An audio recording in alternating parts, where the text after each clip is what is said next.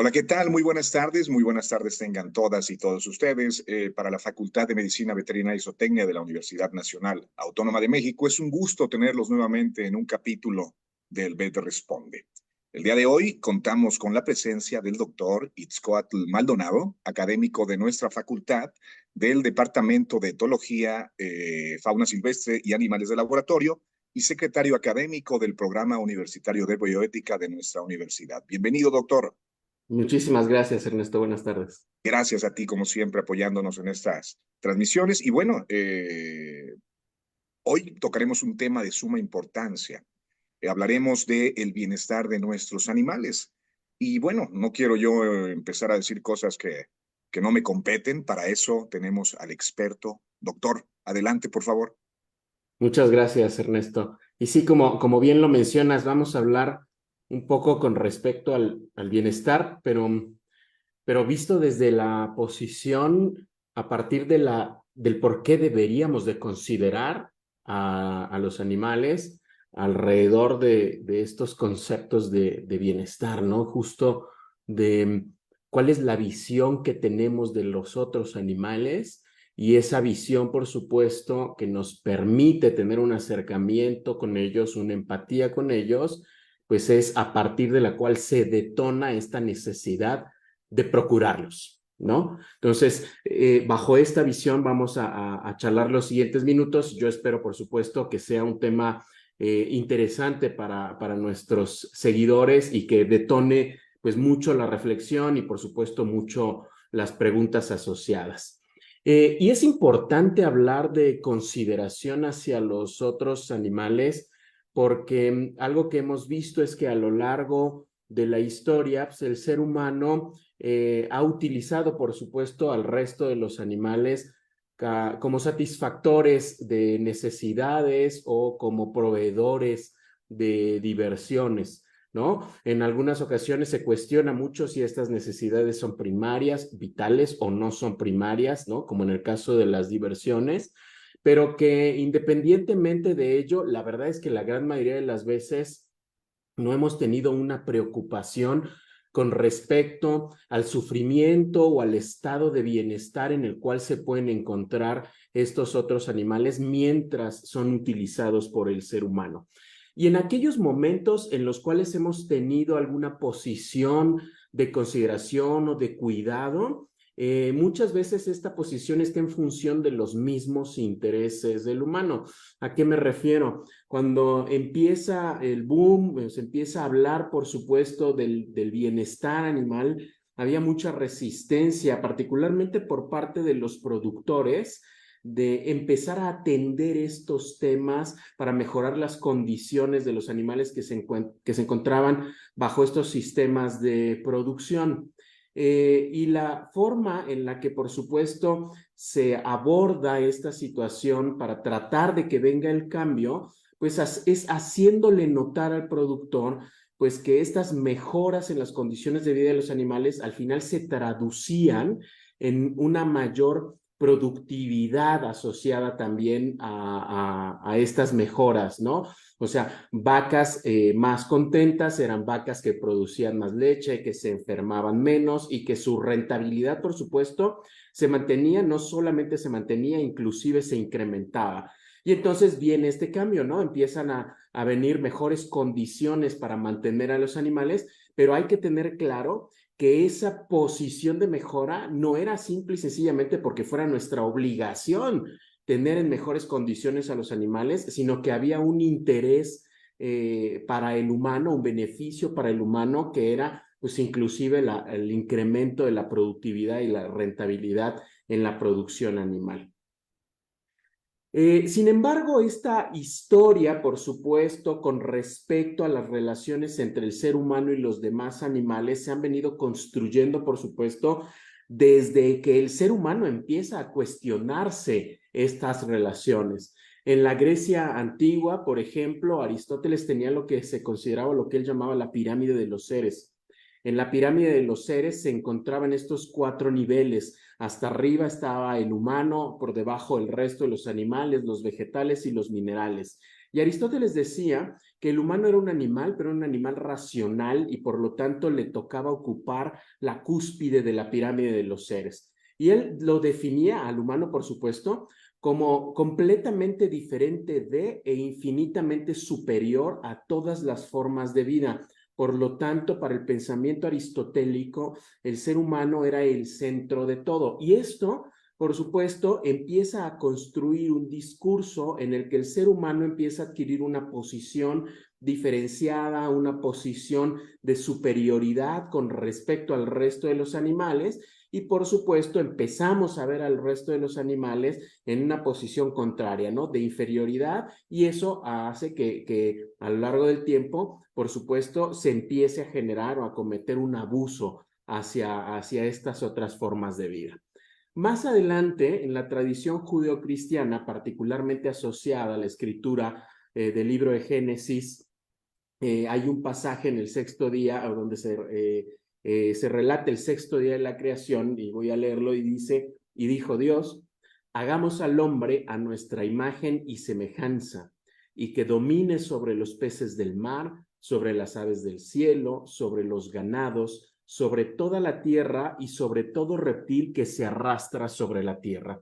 Este pasaje, por supuesto, que denota una posición primero del ser humano, y no solamente del ser humano, en primera instancia, por supuesto, del hombre, ¿no? Del género masculino, hecho a imagen y semejanza de Dios, pues ya le da nuevamente al hombre esta connotación divina, porque solo el hombre está hecho a imagen y semejanza de Dios. Ningún otro ser que se encontraba en ese momento en la creación divina estaba hecho a imagen y semejanza de Dios. Y además, una vez que Dios lo crea, lo pone en el paraíso y le dice, domina. Domina sobre los peces, domina sobre las aves, domina sobre los ganados, sobre toda la tierra y todo reptil que se arrastra. Y eso, por supuesto, refuerza esta idea de superioridad, de dominación del ser humano divino, hecho a imagen y semejanza de un creador, y que por supuesto es dueño y señor de toda la creación en la tierra, y que por supuesto puede hacer a placer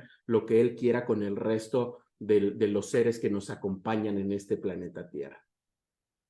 Más adelante, René Descartes, un filósofo, investigador francés muy importante, en uno de sus documentos llamado El discurso del método, particularmente en la parte 5ª, denomina a los animales como máquinas, máquinas que se mueven y funcionan gracias únicamente a su disposición orgánica, sin ningún otro principio vital que la propia regularidad a partir de la cual se mueven estos órganos y los fluidos al interior de su cuerpo. Descartes decía que se distinguen del hombre porque carecen absolutamente de alma racional. Decía, no hablan, no piensan como los hombres, no tienen alma y no sienten. Por lo tanto, para Descartes eran máquinas irracionales, autómatas o brutos. Y entonces, como hemos visto, por supuesto, a lo largo de la historia hemos construido discursos diferenciadores que llevan una posición de superioridad del ser humano, una posición que permite, por supuesto, que el resto de las especies o que consideremos que el resto de las especies están para servirnos, y que bajo ese argumento, pues simple y sencillamente hemos abusado o los hemos sobreexplotado. Así, además, para algunas otras especies les damos connotaciones negativas, ¿no? Consideramos que algunos animales son malos, consideramos que algunos animales son nocivos, y que de forma intencionada y premeditada, libre, consciente, van a salir a tratar de hacerle daño al ser humano y que por supuesto además son conscientes de las malas consecuencias que tienen sus acciones. Sin embargo, la verdad es que muchos de estos animales únicamente tratan de sobrevivir siguiendo su principio vital para hacer algo, para mantener con la inercia de su propia vida. Y entonces, pues, ¿qué hacen? Pues entran a nuestras casas, consumen nuestra comida, algunos pues nos dañan físicamente, esta cercanía favorece pues la transmisión de enfermedades infecciosas y entonces les damos otra vez esta carga negativa a esos animales y los denominamos plagas. Y cuando yo utilizo ya este concepto de un animal que es plaga, de inmediato, por supuesto, lo que viene a mi mente son solo pensamientos que me hacen empezar a maquinar ideas de cómo controlar a esas plagas, cómo eliminar ese riesgo, cómo quitar ese peligro que está sufriendo el ser humano. Sin embargo, hay que recordar que los animales no tienen intención de dañarnos y que en la medida en la que empecemos a cambiar estos conceptos y estos discursos, vamos a empezar a verlos con el valor que realmente tienen.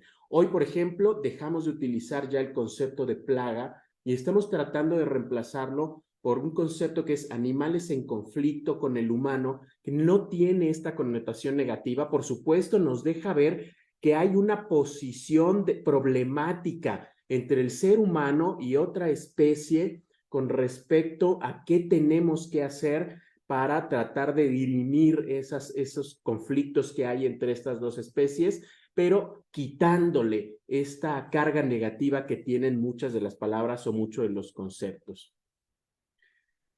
Por supuesto, estas teorías de la Grecia clásica, la judeocristiana, el pensamiento mecanicista de Descartes, este miedo asociado a las especies que creemos que son dañosas, han venido construyendo o reforzando esta posición diferenciadora dicotómica de lo humano y lo animal. Sin embargo, más adelante vienen las teorías evolucionistas que lo que vienen a decirnos Darwin y Lamarck, pues es que la vida en realidad es un continuo, que a lo largo de la evolución del planeta Tierra lo que ha pasado es que se han venido diferenciando, por supuesto, las distintas formas de vida, pero que tenemos ancestros comunes.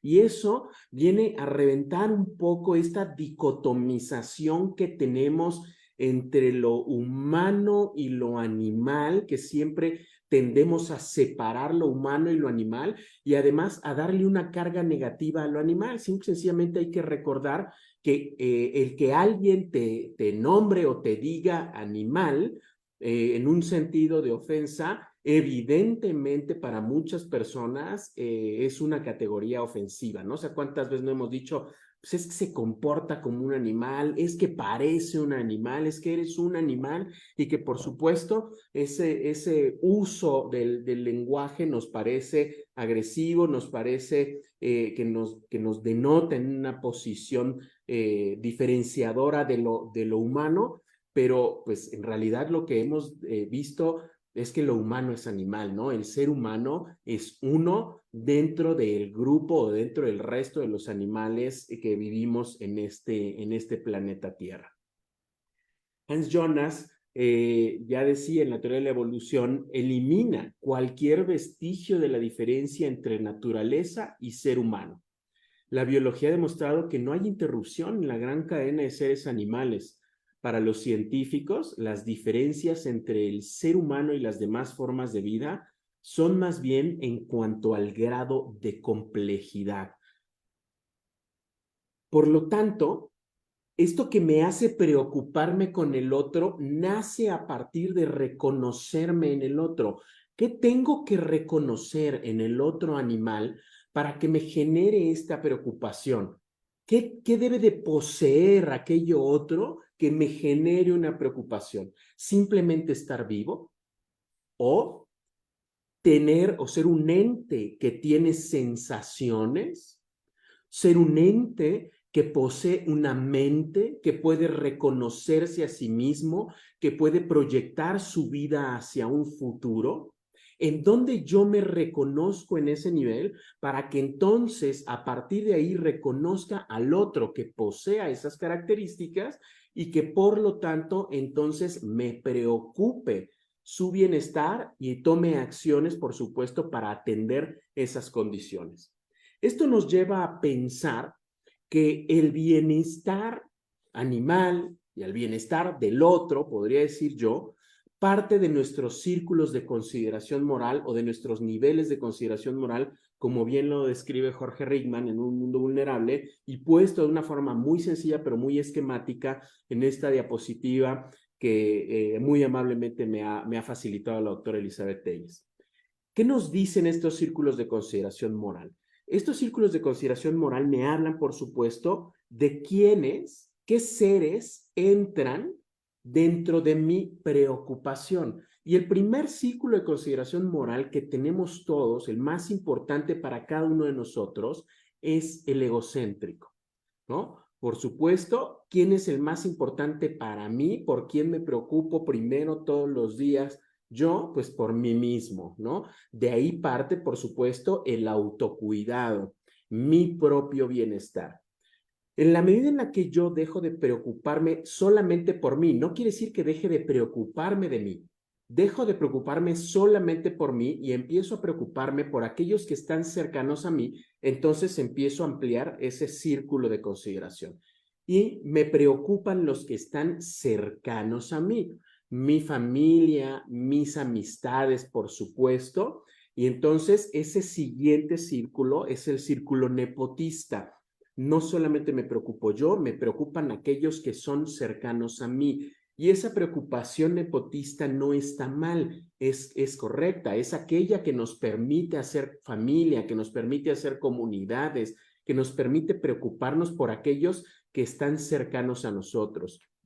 Sin embargo, podemos rebasar ese círculo de consideración y dar un brinco mucho más amplio a preocuparme no solamente por los cercanos por mí. Ojo, y otra vez, no es que deje de preocuparme por los que están cerca de mí, sino que más bien extiendo todavía más ese círculo de preocupación a aquellos que están un poquito más lejos de mí, ¿no? El resto de los seres humanos, por ejemplo, aunque no sea mi esposa, mis hijos, mis papás, mis amigos, aunque sea un ser humano que vive en otro estado, en otro país, por ejemplo, pero que me preocupa la situación en las que están viviendo, pues entonces yo ya estoy teniendo un círculo mucho más amplio, el círculo antropocéntrico, por ejemplo, ¿no? Me preocupa toda la humanidad.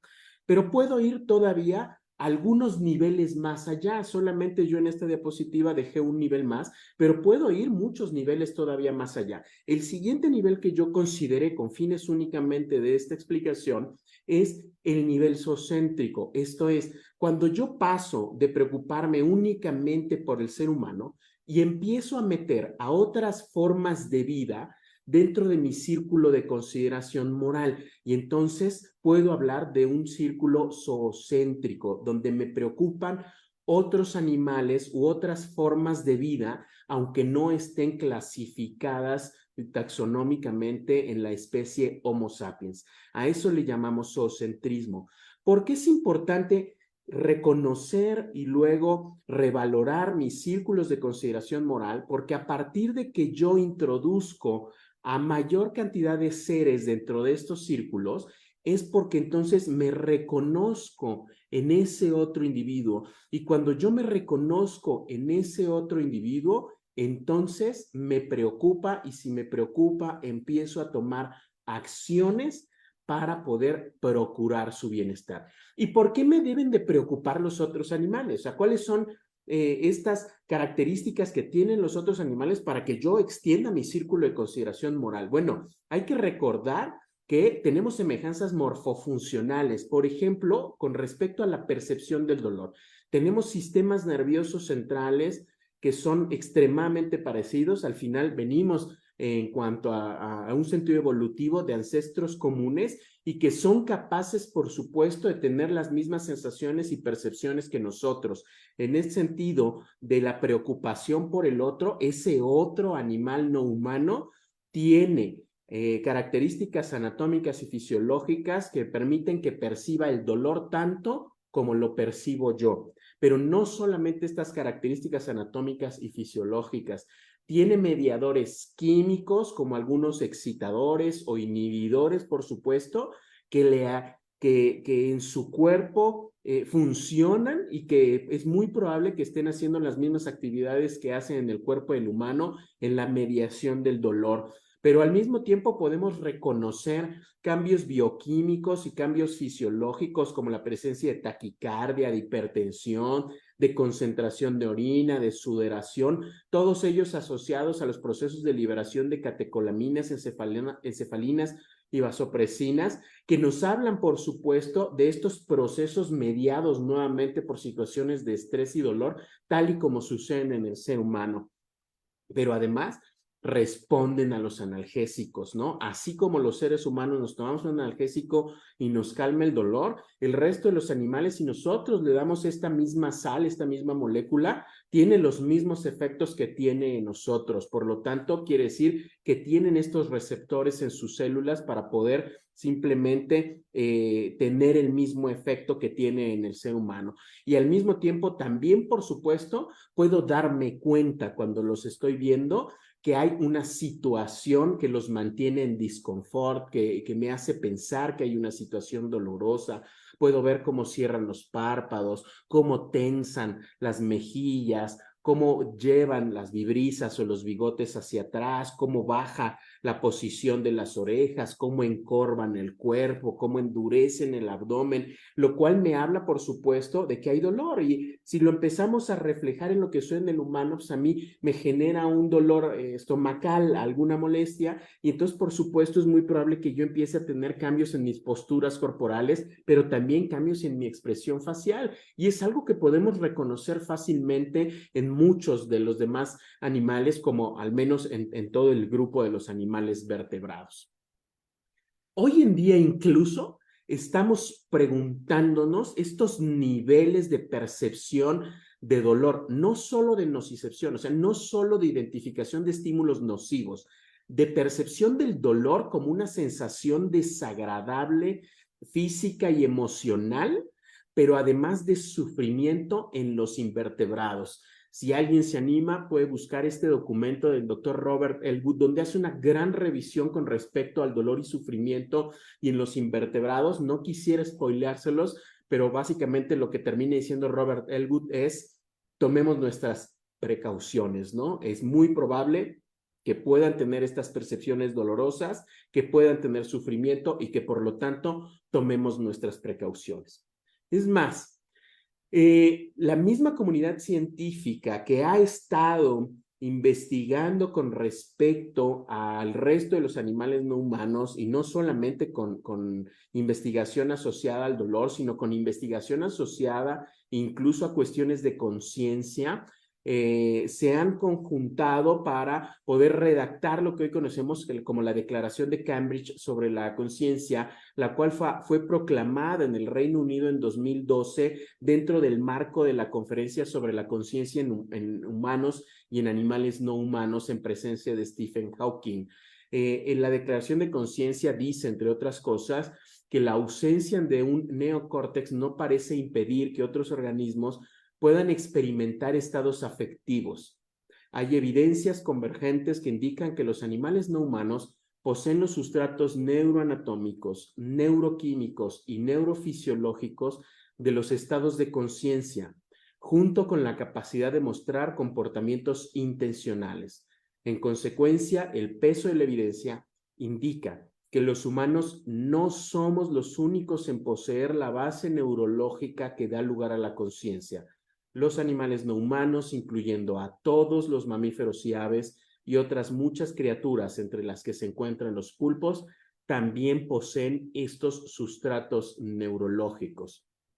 ¿Qué nos dice, por supuesto, los neurocientíficos, los científicos encargados de la investigación con respecto a la conciencia? Que tengamos mucha precaución. ¿Por qué? Porque el ser humano no es ese ser divino, diferenciado, hecho a imagen y semejanza del Creador. Es un animal más dentro de toda la cadena de la vida, y que por supuesto es muy probable que el resto de las especies posean estas condiciones. Esto nos lleva a pensar que los seres humanos sienten dolor, padecen emocionalmente, son entes complejos emocionalmente, que tienen experiencias mentales positivas, pero que tienen experiencias mentales negativas y en ese sentido que pueden tener sufrimiento asociado o no al dolor físico. La verdad es que incluso Darwin había descrito ya las emociones básicas en los humanos y que reconocemos estas emociones básicas en los animales y que por lo tanto es importante que al reconocerlas, entonces procurar que estas emociones negativas, que estos estados mentales negativos no se presenten cuando estamos en posibilidades de evitarlos y fomentar más bien estados mentales positivos. Esto nos lleva a pensar, por supuesto, que estas características de sintiencia debería de ser ese círculo o ese criterio de consideración que haga que yo me refleje en el otro. Así entonces la postura o la posición o la corriente ética que nos llama a considerar estas condiciones sensibles dentro de nuestro círculo de consideración moral es la corriente sensocéntrica de un bioeticista australiano que es Peter Singer. Y el sensocentrismo es esta postura que sostiene la necesidad de otorgar en algún grado consideración moral a todos los seres sintientes, esto es, todos aquellos organismos capaces de sentir dolor, frío, calor, hambre, placer, etc. Se trata pues de una cosmovisión que pretende conferir derechos sobre todo de tipo negativo, evitarles sufrimiento, dolor, malestar a todos los seres vivos sintientes, categoría que englobaría a la inmensa mayoría de los animales, incluyendo a los humanos, según la definición de Díaz-Abad. Singer nos dice, si yo no considero al otro y discrimino al otro, entonces a eso se le llama especismo, ¿no? Y el especismo es tan reprochable hoy en día como el sexismo o como el racismo, como cualquier otra forma de discriminación. Y esto es, pues, un trato desfavorable, injustificado de aquellos quienes no son clasificados a una especie y que puede, por supuesto, incluir a todos los animales no humanos o solo algunas especies. Todos hemos discriminado a otro por no pertenecer a la especie humana y hemos favorecido a algunos otros, ¿no? ¿Por qué? Pues porque somos muy cercanos a lo mejor a los perros como animales de compañía, les tenemos mucha consideración, les tenemos mucha empatía, pero a lo mejor no tenemos la misma consideración para una rata o para un ratón. Sencillamente a eso sí los violentamos, ¿no? Por no haber pertenecido, por no pertenecer a una especie que goza de nuestro carisma o de nuestra protección o está dentro de nuestro círculo de consideración moral. Es importante reconocerlo porque a partir de este reconocimiento podemos construir lo que conocemos como una ética de mínimos. La ética de mínimos nos lleva a pensar qué es lo mínimo obligado con lo que tengo que cumplir con ese otro animal no humano. Y ese mínimo obligado es que tengo que cubrir por completo y de forma correcta sus necesidades. Ya pensamos que son solamente sus necesidades de alimentación y sus necesidades de albergue, pero no pensamos en sus necesidades mentales, de esparcimiento, de ejercicio, por ejemplo. ¿Por qué tenemos que cubrir esas necesidades?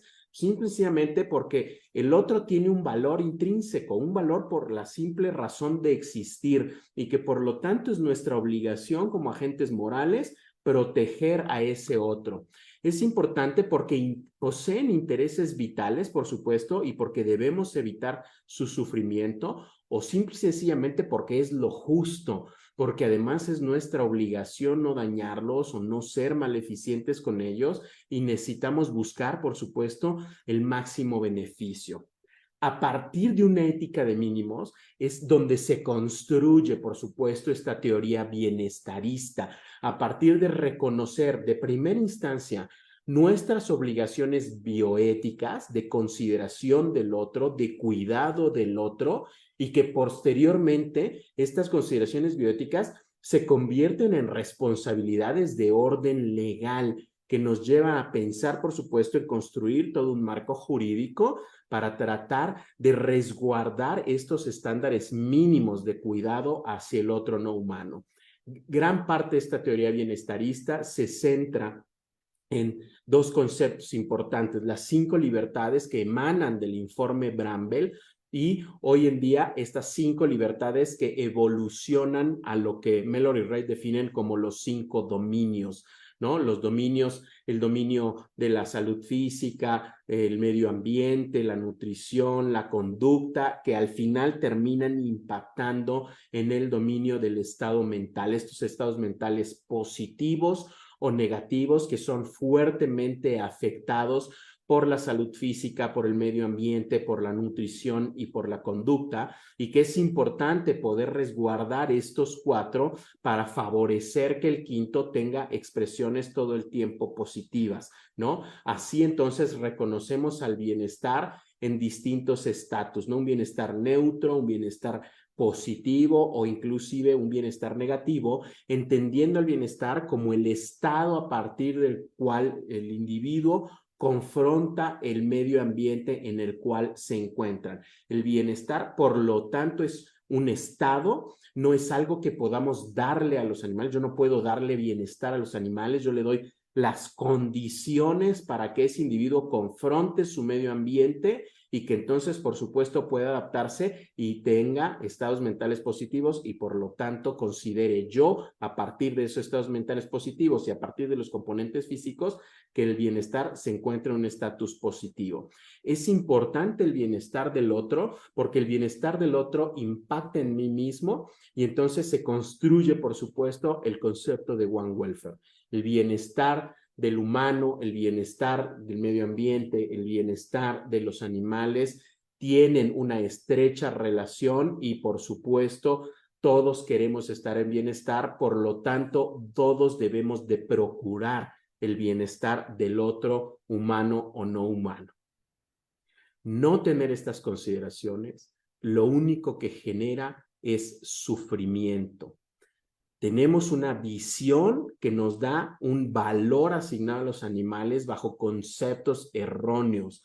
Vivimos en una sociedad de consumo de productos desechables donde cosificamos al otro, y a veces ni siquiera es al otro animal no humano, a veces es al otro humano, lo cosificamos, le damos un valor instrumental. Y, por ejemplo, por supuesto, estas fotografías que yo mismo pude tomar en una feria, en una alcaldía aquí en la Ciudad de México hace ya algunos años, en donde vemos al otro como un objeto, ¿no? Simple y sencillamente el otro animal es un premio en un juego infantil, ¿no? Tú juegas a las canicas con tu hijo y te puedes ganar una iguana, un conejo, una tortuga, un hámster, un pollito, un ratón, etcétera. Y por supuesto, en el mismo puesto, las dos imágenes son del mismo puesto, donde está la jaulita donde tienen a los animales que son los premios, un letrero donde dice: estimado cliente, favor de controlar a sus niños, no lastime a los animales, gracias. Esa posición, ¿no? Que me da ideas que van en sentido encontrado, que no es clara, que no es coherente, que me permite ver que es solamente una instrumentalización, pero que el otro animal en realidad no me interesa porque no me puedo reflejar en ese otro animal, lo cual fomenta animales pues que pueden ser considerados como no deseados, abandonados, violentados, vulnerados, sobreexplotados, y que por supuesto terminan generando sufrimiento justo en estos animales, ¿no? El no reflejarme en el otro animal hace que sea relativamente sencillo el abandono. ¿Por qué? Pues porque no le abro la puerta a mi hijo, bueno, quién sabe, ¿verdad? Pero no le abro la puerta al hijo y le digo: ya échate a la calle porque ya no te aguanto, como se la abro al perro. Y esta imagen me refleja un poco de eso. No es otra cosa más que una funda para almohada que alguien encontró en uno de los núcleos sanitarios dentro de la Facultad de Veterinaria, y que cuando esta persona entró al sanitario vio esta funda en el suelo y había movimiento al interior de la funda. Nos mandaron llamar, fuimos a recuperar la funda, y una vez que la tuvimos en el hospital, con mucho cuidado empezamos a abrirla porque no sabíamos qué había adentro y había algunas tortugas que alguien simple y sencillamente había dejado ahí en el baño, acompañados por esta nota en la cual decían, para los doctores de tortugas, por favor adoptarlos, son 5 tortugas y una serpiente. Voy a tener un bebé y hace tiempo que ya no puedo cuidarlos. Creo que se enfermaron. Perdónenme por dejarlos aquí, pero nadie quiso adoptarlos. Cuídenlos mucho.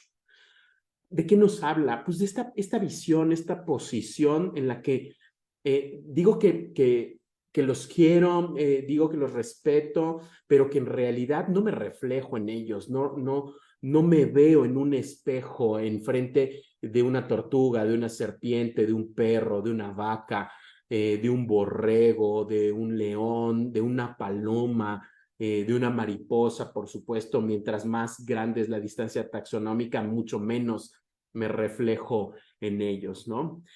Considerar al otro implica tomar un espejo y ver el rostro de cualquier animal no humano en mi propio rostro. Implica pensarme en el otro, implica sentirme en el otro. Hay que reconocer que los animales no humanos son seres sintientes, que poseen estados afectivos como los animales humanos, que experimentan dolor, experimentan sufrimiento, así como experimentan sensaciones placenteras, y que la consideración para el otro debería de existir sin importar la especie a la cual pertenezca este otro.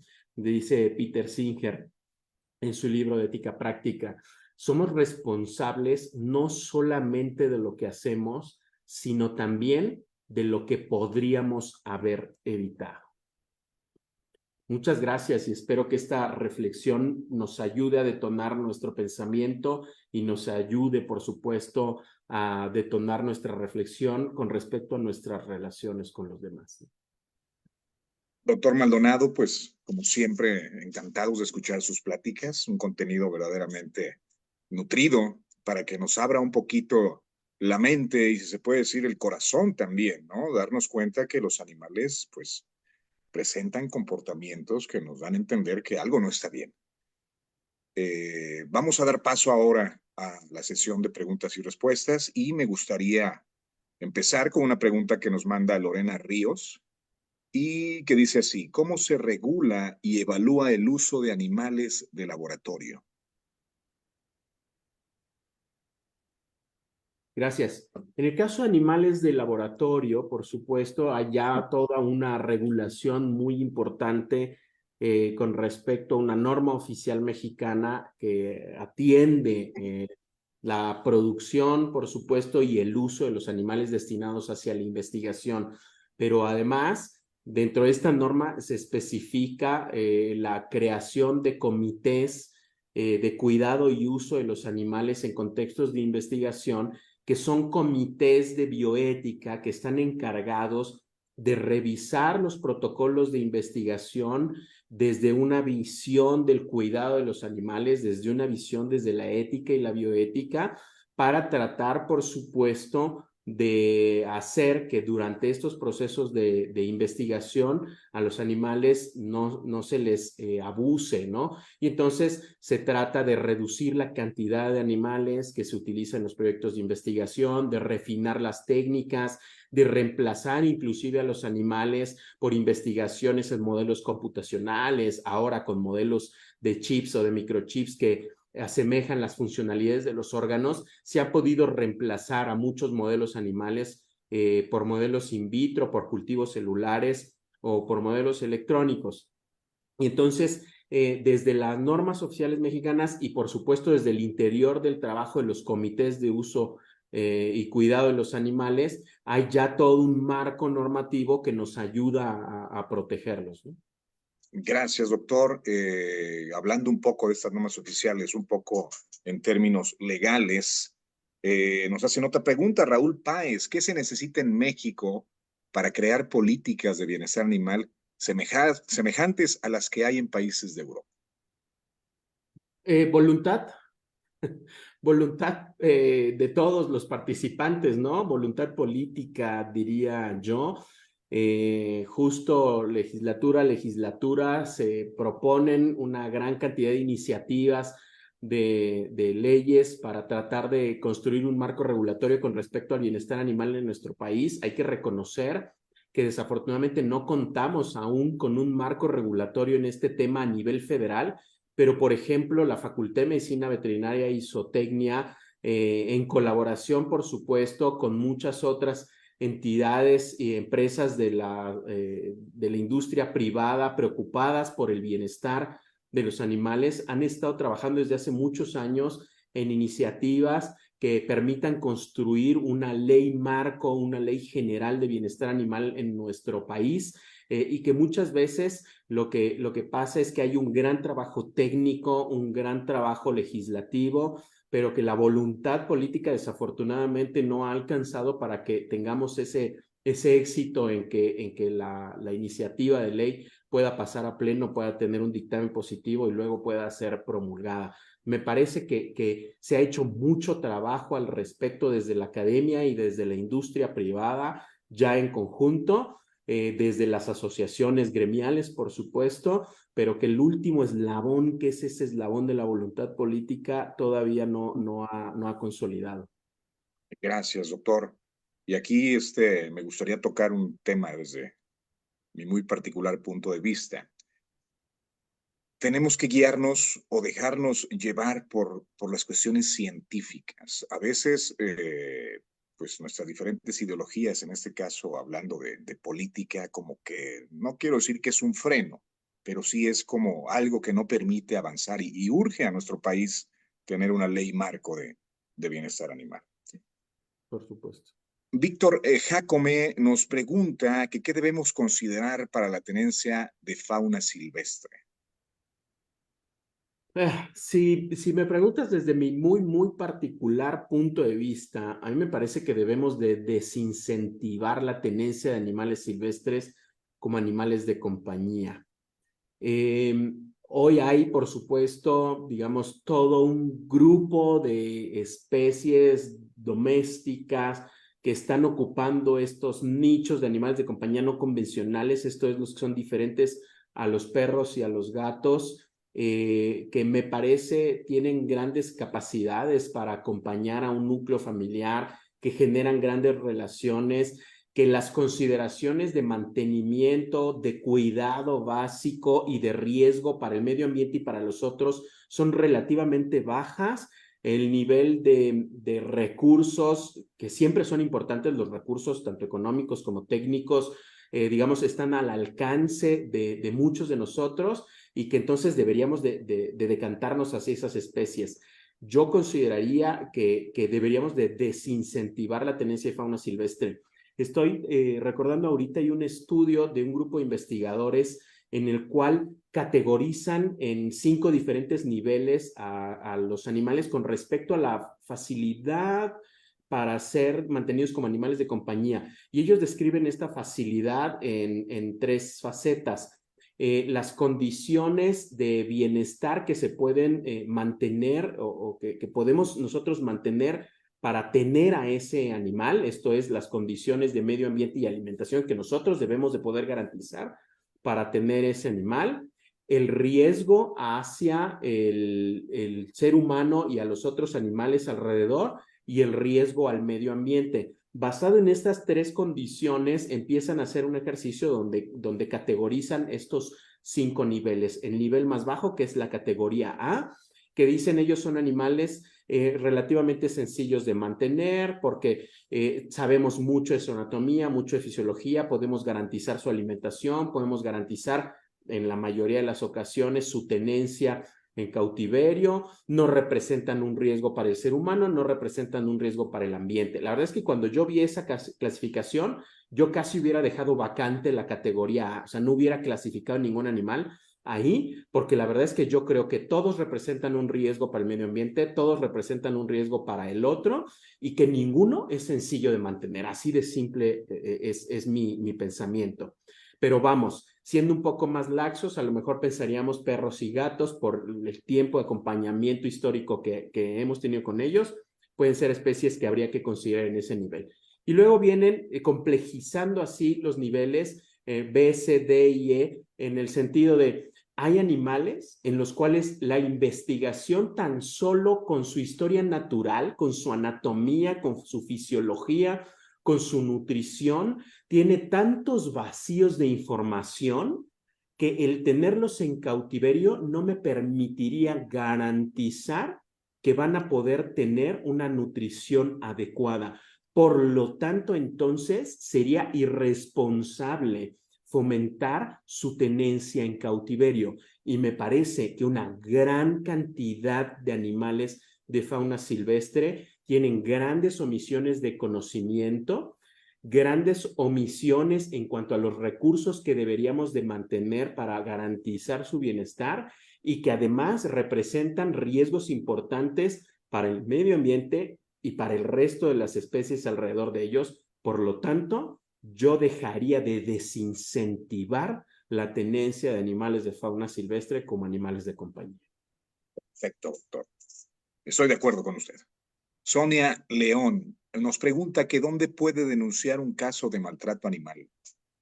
Me parece que, digamos, si es en la Ciudad de México, la Procuraduría Ambiental y de Ordenamiento Territorial y Agatán podrían dar el acompañamiento necesario para poder darle seguimiento a esta denuncia ciudadana. Si es en otro estado fuera de la Ciudad de México, habría que buscar cuál es la dependencia, por supuesto, que esté atendiendo estos delitos de orden de violencia animal y ambiental, ¿no? Gracias, doctor. Vienen tiempos donde los padres y los Santos Reyes o Santa Claus regalan o le traen a los niños animalitos de compañía, perros y gatos. Sabemos que hay un problema muy fuerte en lo que es la reserva del Pedregal de San Ángel, ya que por febrero, marzo, el caso de animalitos, como los mencioné antes, perros y gatos, aparecen en esa zona. Se puede considerar un problema de salud pública, un problema que atenta a la fauna silvestre endémica de la zona. ¿Qué recomendación, doctor, nos puede dar a los Santos Reyes, a Santa Claus y a los padres de familia para este tipo de regalos? Yo creo que la primera recomendación, y esa de inicio así como muy tajante, es no regalemos a los animales. No regalemos animales, no traigamos, no pidamos, ¿no? En estas festividades traer un animalito. El tener un animal de compañía, el tener un compañero animal en casa, es una decisión tan fuerte como la decisión de tener un hijo. En serio, quiero que nadie se sienta ofendido, pero yo la veo en esa perspectiva. Es una decisión que debe ser pensada, meditada, platicada con todos los integrantes de la familia, socializada con nuestro médico veterinario de confianza, porque además hay una diversidad de especies que valdría la pena verificar cuál de ellas, o razas en el caso de los perros y los gatos, ¿no? Cuál de ellas además es compatible con mi estilo de vida, si soy yo muy deportista o si no me gusta el deporte y tengo una actividad física limitada. Hay como muchas consideraciones que tener en mente antes de decidir una compra impulsiva como normalmente son estas compras asociadas a los animales de compañía. Entonces yo les diría, si estamos considerando tener un nuevo compañero animal, entonces sentémonos en familia, hablemoslo, platiquémoslo con todos. Tiene que ser un acuerdo general de todos y una vez que lo decidamos, busquemos una asesoría de un profesionista de la medicina veterinaria capacitado para que nos ayude a tomar la mejor decisión.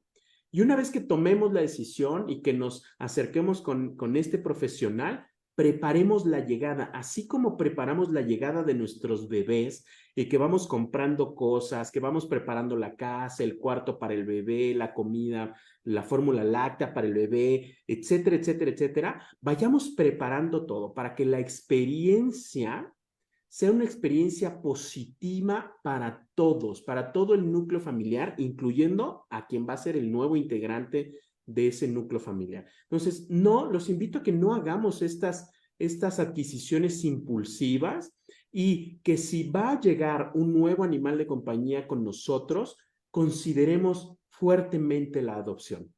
Hay una gran cantidad de pequeños que están en búsqueda de una familia que los pueda atender, que pueda hacerse cargo de ellos, que pueda darles una buena vida. Deberíamos de estar dejando de reproducir perros y gatos y empezar a atender a toda esta población de perros y gatos en situación de orfandad y en situación de calle que tanto padecen. Gracias, doctor. Y la última pregunta, creo que es muy importante hacerla.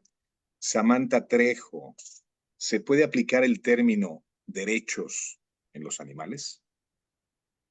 Estrictamente, digamos, en el sentido estricto de los derechos como un concepto jurídico, no están reconocidos los derechos animales. En el concepto que hablo del sensocentrismo de Peter Singer, él lo utiliza más bien en un sentido de connotación moral, ¿no? Como sujetos de derechos morales, particularmente él resalta los derechos negativos, ¿no? O sea, derecho a no sufrir, a no padecer, etcétera.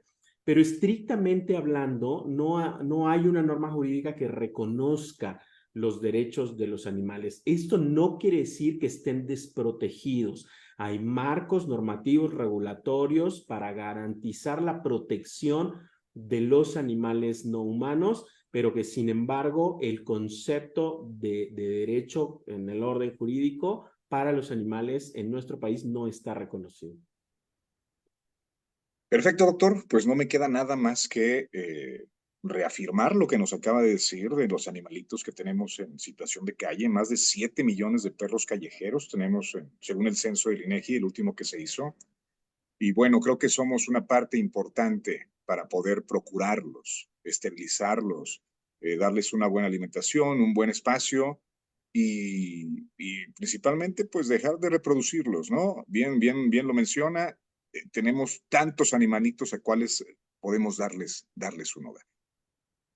¿Algo más, doctor, que quisiera compartir para cerrar este capítulo? Pues nada más recordar que el otro no debe tener una figura necesariamente humana. El otro puede tener el cuerpo cubierto de pelos, de plumas, de escamas, de secreciones babosas, tener una forma no humana. Y ese otro también es importante. Y a ese otro también hay que cuidarlo. Reflejémonos en el otro, tengamos consideración del otro y cuidemos al otro. Perfecto, doctor. Pues nuevamente muchas gracias y esperamos contar con tu presencia para futuros capítulos del Ver Responde. A Muchísimas gracias. todas, gracias a ti, a todas y todos ustedes que estuvieron del otro lado de la pantalla. Muchísimas gracias, buenas tardes y nos vemos el próximo año con un nuevo programa del Ver Responde. Hasta luego.